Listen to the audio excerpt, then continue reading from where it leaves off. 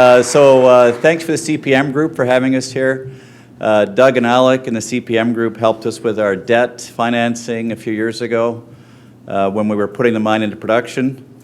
It's been a great collaboration between the CPM Group and Timmins Gold, and we'd like to thank you for the invite today. It's a pleasure to be here.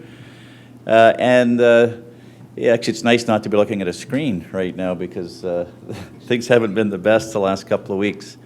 What gets us through right now is the fact that we have production. We're generating very good cash flow. We generated $15 million in cash flow in profits last quarter, and we've added cash to our bottom line as well. We added $13 million in the last 12 months to our net cash position. So despite the fact the markets aren't going well, as long as the price of gold stays up, we're in great shape. There's those. So here we are ringing the bell at the New York Stock Exchange in February. This is a big milestone for us. We're listed on the TSX and also on the Amex, which is now, I guess, called the MKT or market. We feel that the American shareholder has yet to really step into the market. American investors, actually, as a matter of fact, are probably running away in droves recently, but to me, the U.S. market is the biggest market in the world. This is where the growth in investors is going to come from, and we wanted to make a commitment and show the U.S. retail investors that they could buy our stock through a recognized exchange. So that was one of the milestones we've hit.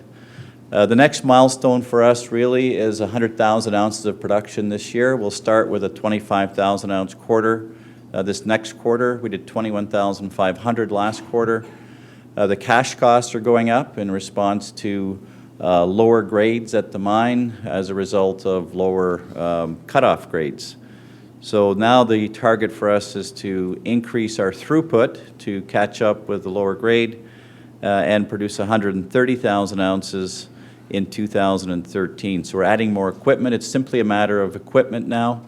And for us, the real game is throughput. We're trying to expand our throughput.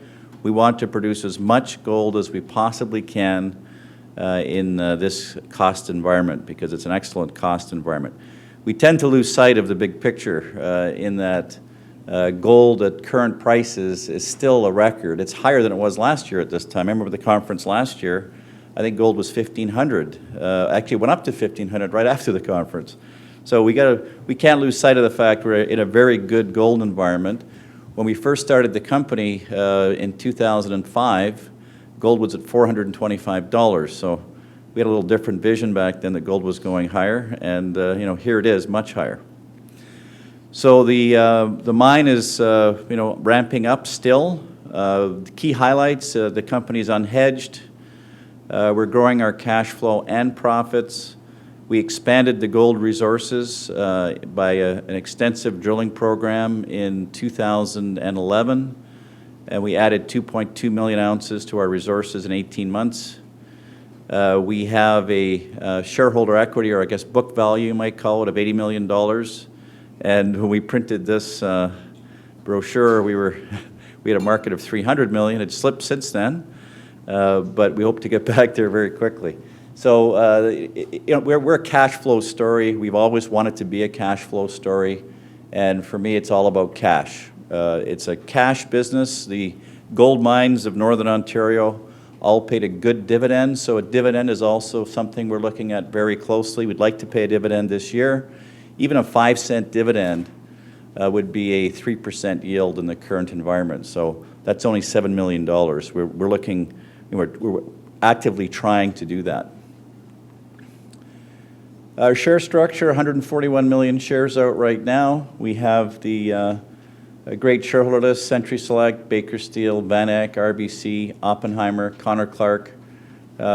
Sprott is on there as well. We don't plan on raising any equity. We last raised equity 3 years ago, and we're self-financing right now, so it's a great spot to be in. This chart has changed. It's dropped off a little bit now. The gold, we were tracking the price of gold for quite a while. We had issues with our recoveries in this period. We've resolved that. We're getting our targeted recoveries of around 70% right now, just simply by adding more cyanide, but everything's fallen off a bit since then. So we hope to get back to tracking the price of gold. One of the strengths of the company is that our president and co-founder, along with myself, lives in Hermosillo, 120 kilometers from the mine, which means that any issues that we have are dealt with immediately. We don't have to fly down there. It's a local operation run by Mexicans, and it gives us the ability to ramp up and take on other projects because we have the team in place. Miguel Soto is our COO. He's actually our head geologist, and he has done a great job. He added 2.2 million ounces, as I said, and he's seen most of the projects in Mexico, so we have a very good handle on the country. Great place to work, right off a 4-lane highway. The Pan American Highway goes right by the mine, which means we have state and federal police driving up and down all day. Very secure area. Skilled labor force. We have most of the miners from Cananea working at the mine because Arturo's from Cananea. I call them the Cananea Mafia. They're everywhere. We have water rights, power from the grid, and one important feature in Mexico is you want to make sure that you don't have problems with the locals.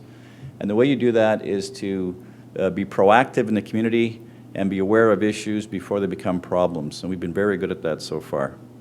One good thing is the state government supports mining. There's a history of mining in Sonora.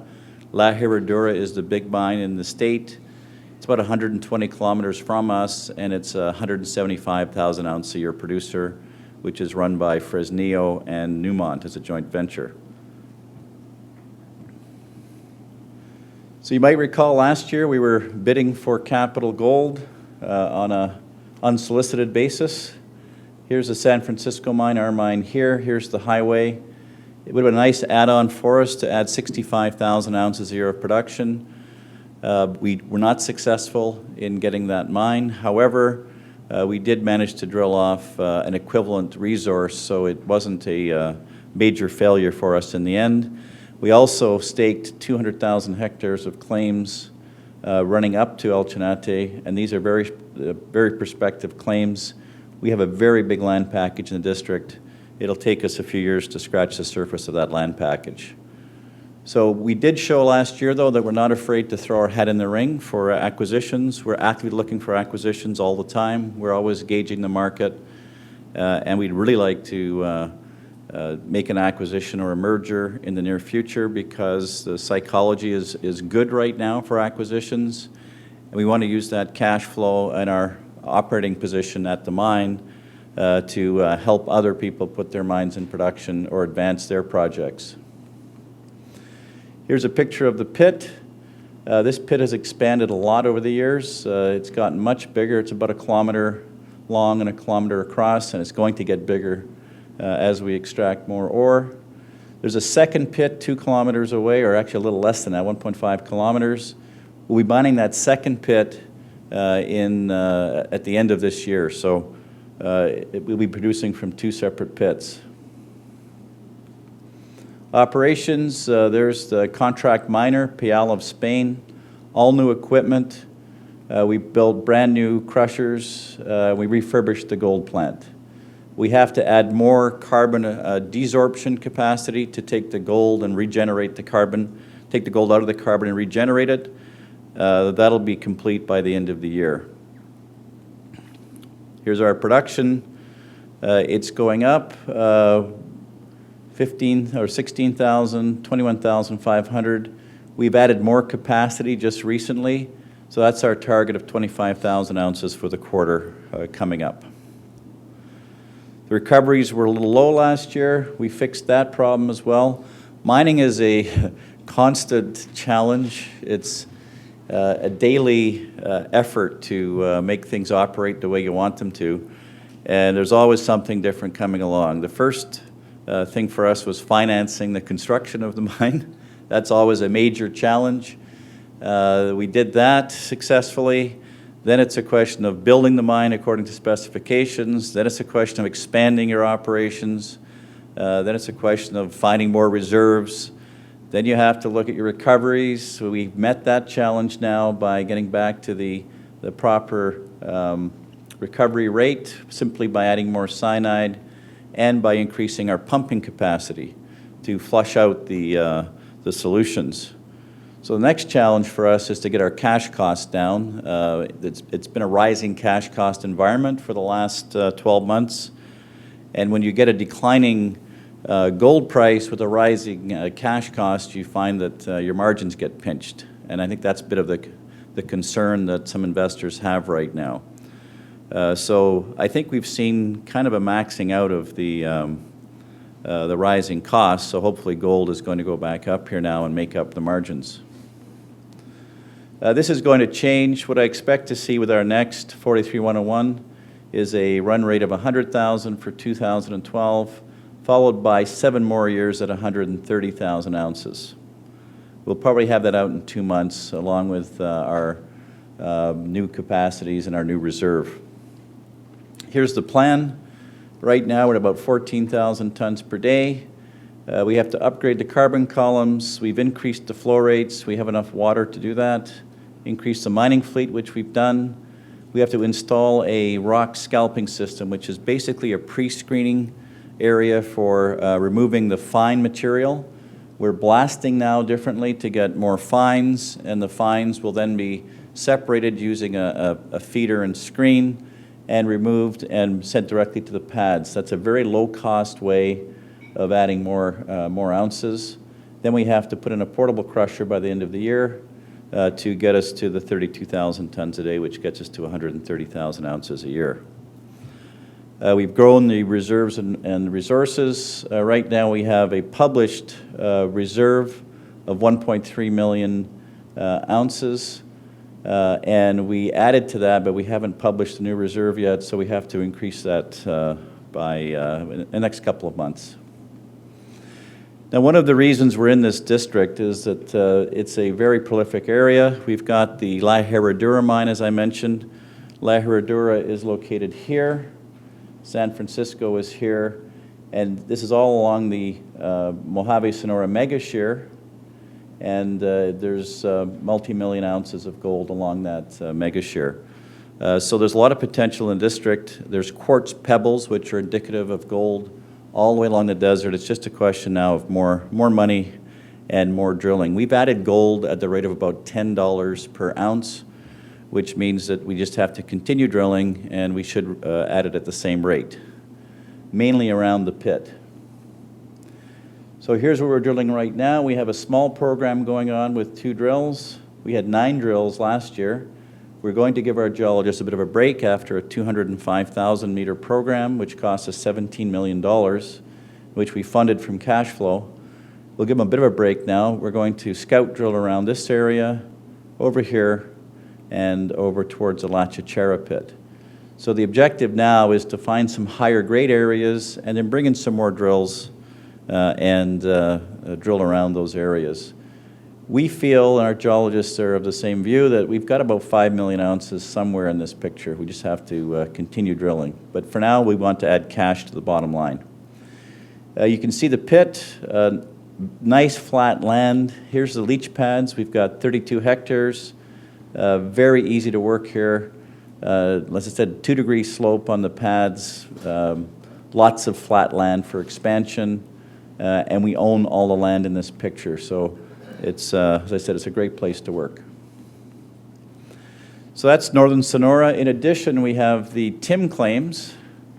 I didn't call them that. I'm not sure who did, but we're not going to rename them now. We've got over 50,000 hectares at Zacatecas. This is probably the hottest district in Mexico. We've got the Peñasquito mine right here. We've got Camino Rojo, which was found by Canplats. And we have a package right beside it. So we'll be drilling these claims and these claims in June of this year, and we have high hopes for our drilling from that area. As I said, you have to be proactive, and we're very good in the community. We try to keep them informed. Half of our workforce comes from the small town right beside the mine, so it behooves us to keep them informed and be a good corporate citizen.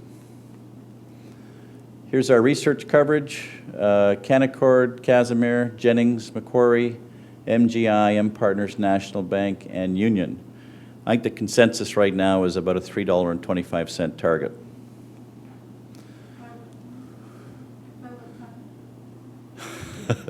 Soon. As soon as this market picks up a little bit. If we could even get 6 times cash flow, we'd be there. Right now we're getting 2 times cash flow. It's the valuations have diminished, not the cash flow. Next 12 months, stabilize production, expand our resource and reserve by more drilling, continue regional exploration, first phase drill program, and basically look for ways to expand our pipeline of projects and do a merger. We can't get big enough fast enough by using our cash flow organically, so we have to expand other ways. There's a reserve. So just to show you what we've done in the last year, we added this crusher, we added this feeder, more carbon columns and leach handling capacity, more equipment, and a big drill program inside the pit. So here's the crushing system we'll be installing at the second pit, and this will bring in about 10,000 tons a day more. As I said, as the grades drop, we have to crush more or bring in more equipment to add to our throughput. So that's the challenge now, is just installing this equipment and commencing operations at La Chichera. And that's a picture of the mine at night. So thank you very much. Are there any questions? Yes, Doug. You were just showing the portable crushing equipment. That's for La Chichera. Right. How are you going to move the crushed material to the pads from La Chichera? We're building new pads out at La Chichera. We've bought the land out there, and we're going to be installing new pads right here. One of the keys here is to get a lower mining cost by moving the ore over very short distances. It's already actually a very short distance anyway. It's only about 2 kilometers maximum distance from inside the pit. But this gives us more room for expansion. We're somewhat constrained by the old waste dumps and the leach pads, so this is where the expansion is going to go.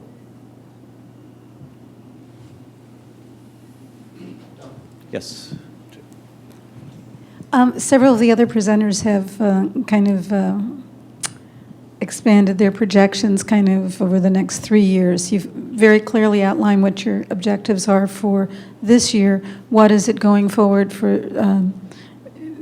2013 and 2014 in terms of production projection? The projection is to stay at 130,000 ounces for those years. As it stands right now, we would have to drill another 4 to 5 years of reserves at 130,000 ounces a year. So we need another 1 million ounces, basically, in order to make a decision to expand the crushing capacity any further. So 130,000 ounces a year basically maxes us out for our current projections for the next 7 years after this year. So right now the battle is just to get the equipment installed by the end of the year. Most of it's already on site, so it's just a question of waiting for a few more parts. That's why we have to do a merger or an acquisition if we want to show a kind of a guaranteed growth pattern and be efficient with our capital. We think we can deploy it somewhere else at a cheaper rate than we can do it at San Francisco. Now, one good thing about these portable systems, once we get expertise with the portable system, it's going to allow us to grow out in that land package. Anywhere we can find 1 million ounces, we could bring in one of those systems and be very nimble with our use of capital.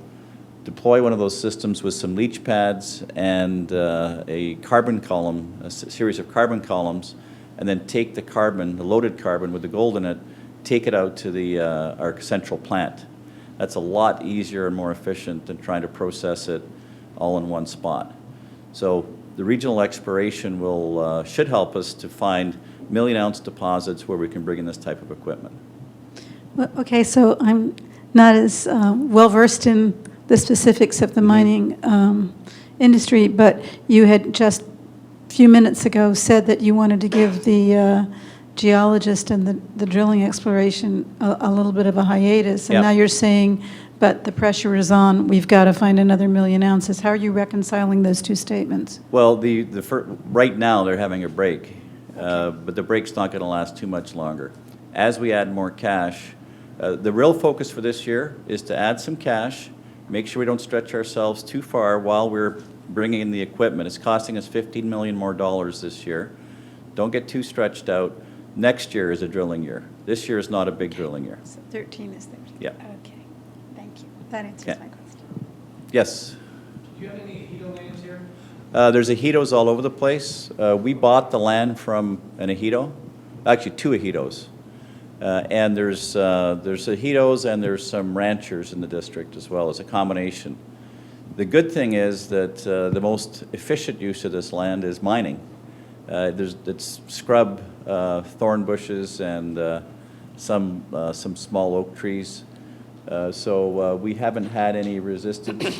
We brought in the state authority to help us negotiate with the ejido. They were very helpful, and we reached a fair settlement. We paid $1,250,000 for each parcel of 800 hectares, and we physically own the land now.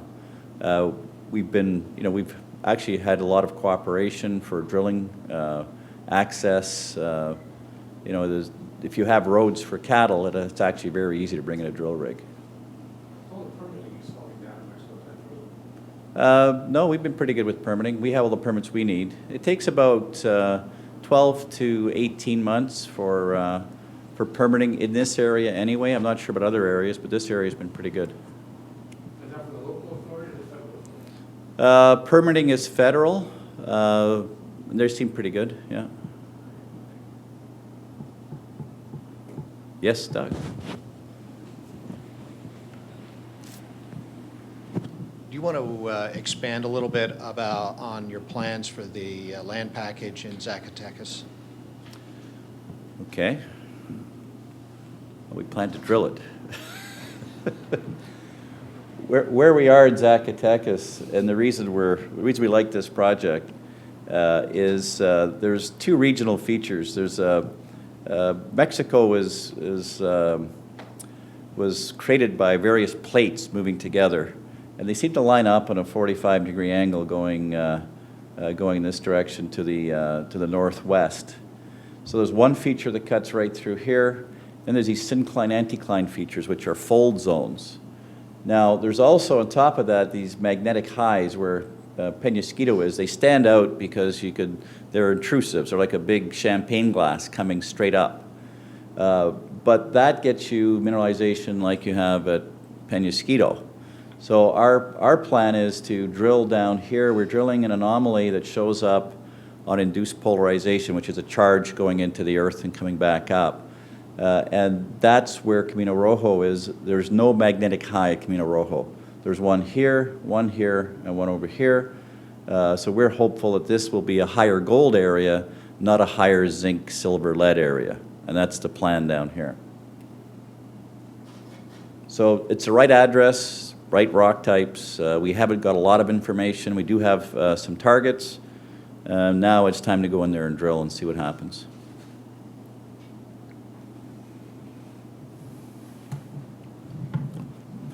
Well, thank you very much.